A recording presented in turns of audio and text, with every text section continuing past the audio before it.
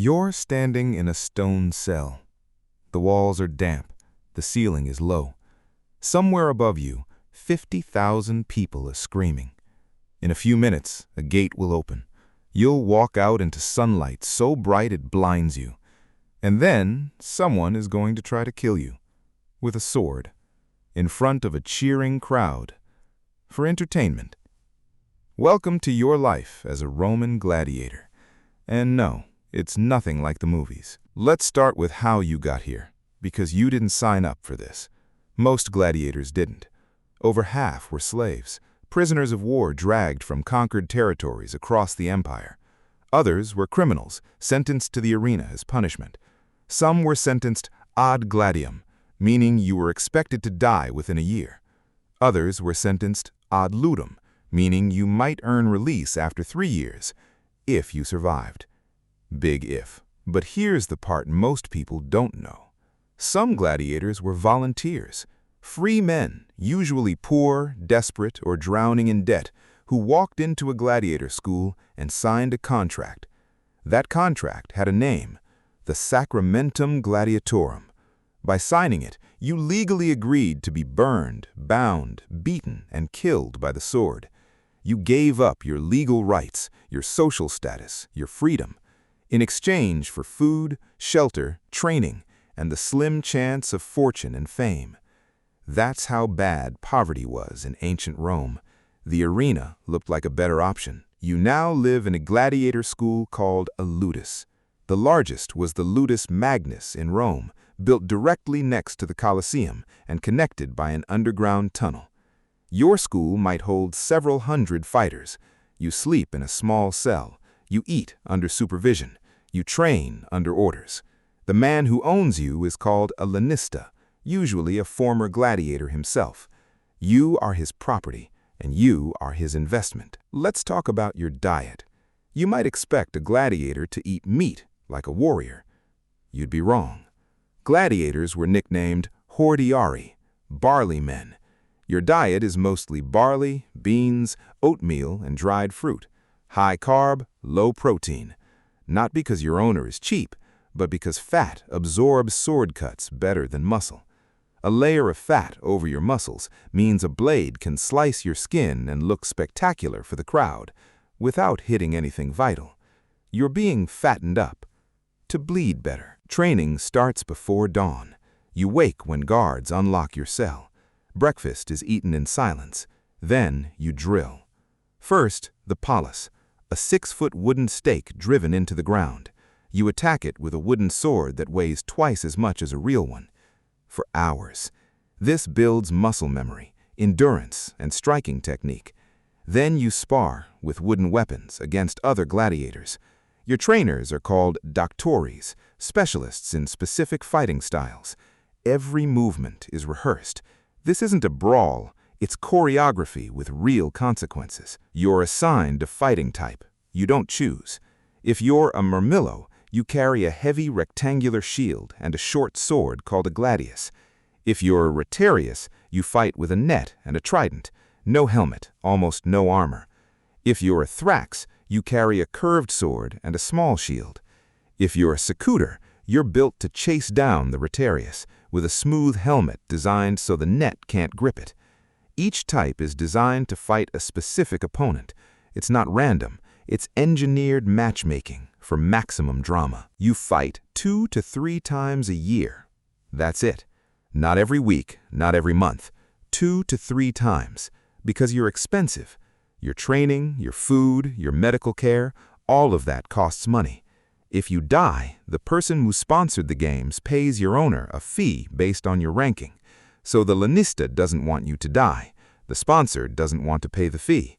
Contrary to what movies show, most fights were not to the death, but 10 to 20% of bouts did end in a death, 1 in 5. Those aren't great odds. The night before you fight, you attend a feast. It's called the Cena Libera, the free dinner. The public is invited to watch you eat. They come to see which gladiator looks strong, which looks scared, which might die tomorrow. Your entertainment before the entertainment. Some gladiators eat and drink freely. Others can barely swallow. Some write wills. Some say goodbye to lovers. And in the morning, you walk through the tunnel. The Colosseum holds between 50 and 80,000 people. The noise is unlike anything you've experienced. The floor is covered in sand. Arena literally means sand in Latin. The sand absorbs the blood. Below the floor, the hypogeum, a network of tunnels, cages, elevators, and trapdoors used to stage wild animals, scenery, and fighters. You rise from beneath the floor into blinding sunlight. The crowd roars, and somewhere across the sand, your opponent is doing the same thing. Before the fight begins, the ritual. You march in a procession called the Pampa. There's a tradition, possibly exaggerated by later historians, that gladiators saluted the emperor with the words, "Morituri te salutanti." Those who are about to die salute you. Your weapons are inspected. A referee called a summa Rudis watches the fight to enforce rules. Yes, there were rules. Fights had structure, rounds, pauses. This was sport, brutal, lethal sport, but sport nonetheless. The fight begins. You've trained for months for this moment. Every drill, every scar, every hour beating the wooden stake, it's all for the next few minutes. You're watching your opponent's feet, their shield angle, their breathing. The crowd is screaming, but you can't hear them anymore. Your world shrinks to the space between you and the person trying to end your life. One mistake, one slip in the sand, and it's over. If you're wounded and can't continue, you raise a finger, the missio. You're asking for mercy. The referee stops the fight. The editor, the sponsor of the games, decides your fate. He looks to the crowd. The crowd makes noise, and then the decision. Pollice verso, the turned thumb. Historians still debate which direction meant death and which meant mercy, but the result was clear. One gesture from a man in a purple robe, and you either live or die on the sand. If you die, your body is dragged through a gate called the Porta Lititensis, the gate of death. Your throat is cut to confirm death. Your blood is collected. Some Romans believed gladiator blood had medicinal properties. Your armor is stripped and reused, and the sand is raked over.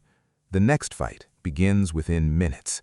50,000 people barely pause. But if you survive, something interesting happens. You become famous. Gladiators were the rock stars of ancient Rome. Women wrote love letters to them. Children played with gladiator figurines.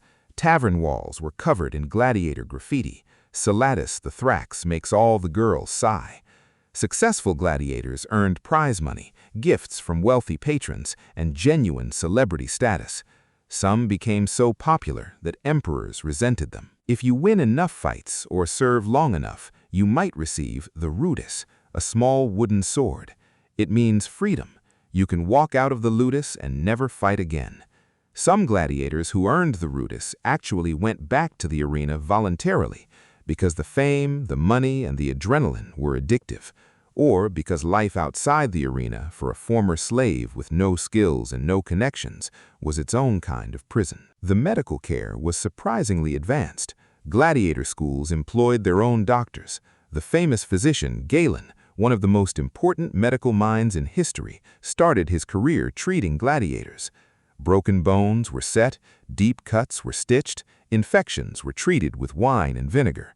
Not because anyone cared about the gladiators' well-being, because dead gladiators don't generate revenue. In 73 BC, a gladiator named Spartacus led a revolt from the training school at Capua.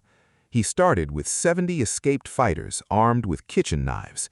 Within months, his rebellion swelled to over 70,000 former slaves and gladiators.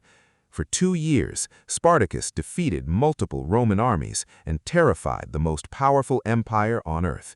He was eventually defeated by Marcus Licinius Crassus. 6,000 captured rebels were crucified along the Appian Way, the road from Capua to Rome. Their bodies were left hanging as a message: don't fight back. The games continued for another 500 years after Spartacus. At their peak, under Emperor Trajan, games lasted 123 consecutive days.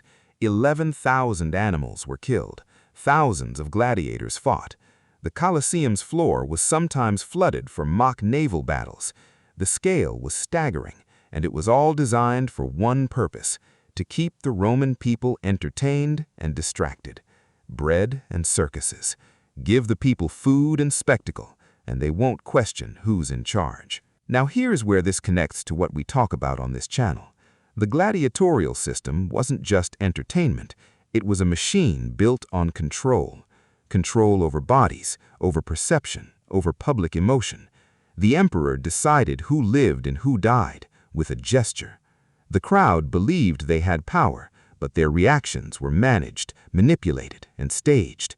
If that sounds familiar, it's because the same psychology of spectacle and control exists today. Different arena, same game. The Stoic philosopher Seneca, who lived during the height of the gladiatorial games, actually attended them, and he wrote about what he saw with disgust. He said the games corrupted the crowd more than the fighters. The audience came to watch death and left less human than when they arrived. Seneca understood something most Romans didn't. The spectacle wasn't just killing gladiators, it was killing the empathy of everyone who watched. The gladiatorial games were finally banned in 404 AD, when a monk named Telemachus reportedly jumped into the arena to stop a fight and was stoned to death by the crowd. Emperor Honorius, moved by his death, officially ended the games. It took the death of one more person in an arena built for death to finally make Rome stop. 500 years of spectacle, ended by one monk who said, "Enough." The next time you watch a movie about gladiators, remember that those were real people. Most didn't choose to be there.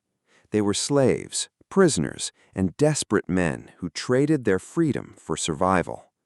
They trained like elite athletes, ate like livestock, fought like warriors, and died on sand that was raked over before the blood dried for entertainment. Links to our Stoicism breakdown and related videos are below. The psychology of spectacle, manipulation, and control runs through all of them, from the Colosseum to the modern world. They had sand, swords, and an empire watching, and the best of them, like Spartacus, fought back anyway. Take care of yourself, and I'll see you in the next one.